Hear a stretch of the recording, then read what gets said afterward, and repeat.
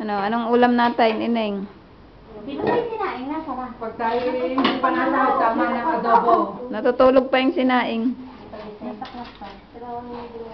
Pag hindi pa nasa tama ng adobo tsaka balatong sayo. So, simple lang po yung ulam namin, pero Pinoy na Pinoy. Adobong baboy. Uy, baboy. Ay, baboy, sarap.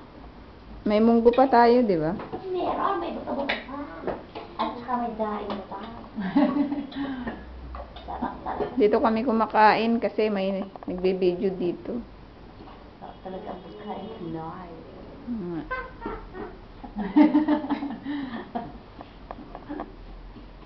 Yan. Magsalita naman kayo, Ineng, kasi mamaya nakapost na to sa YouTube. Ako ba yung makikita? Sa YouTube. YouTube ano? YouTube. Oh, ang kaganda ng leg. Ito ang adobo. Adobo shrimp. Ang gaganda ng leg. Kunin mo yung kapatid na maganda. Ito ang pinakamalaking tuyo sa Israel. Sarap. Sarap, kain tayo. Ah, sige. Tama yung restaurant. Stop.